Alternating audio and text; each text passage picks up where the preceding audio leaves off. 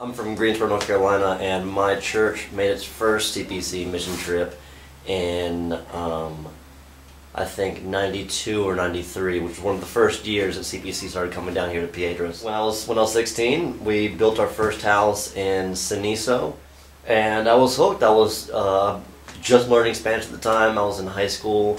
I was in my second or third year of Spanish, and I was so excited about actually getting to practice it. Pretty much did come down every consecutive summer until I graduated college, which was in 2004. Didn't really have any career plans necessarily, but I wanted to do something in a Spanish-speaking community, and I really always loved Piedras Negras and the community spirit in Piedras, so I spoke with Diane and asked if she had anything more long-term than just a week in the summer, and she said to me, "What do you think about preschool teaching?" I said, "Why not?" And I just kind of went in there with another Mexican preschool teacher, Consuelo, and we tag-teamed it for 2 years, and they were two of the best years of my life. Certainly the two most rewarding years of my life, absolutely. One of those kind of, one of those situations that really almost seems kind of topsy-turvy, where I like my job more than my social life. My kids, my little 3- and 4-year-old, my preschoolers were, they were my best friends. I was the Pied Piper, and they just followed me around everywhere. They were the most loyal friends I probably ever had, too. So that's how I got started with the preschool, and probably the reason I'm back here right now. It's almost like an ego boost to be able to sit down with these kids and explain to them concepts like, did you know that we live on a planet?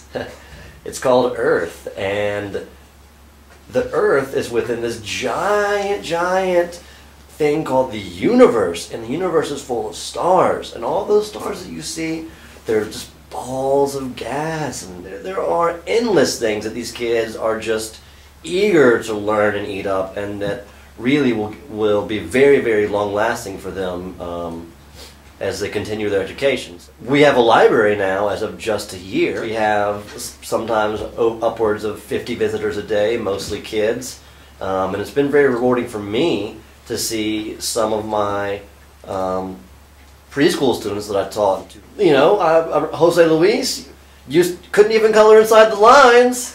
Now he's reading 30-page books, and he's really excited about reading, and that actually is, for me, one of the most important things in terms of the education. Getting children excited about learning and reading, that's hard to come by sometimes. These 7- and 8-year-olds that were in the preschool with me, that are in the library, coming here every day, doing the workshops, reading their books, are probably the best example of the real cycle of poverty, and the fact that CPC, through all of its hard work and dedication and support from everyone in the U.S., here it is in these 8-year-olds. There's obviously something fundamentally wrong with the education system here in Mexico, and which is a whole separate problem of its own, but I'm very confident in the teachers that CPC has provided up until this point and will continue to provide.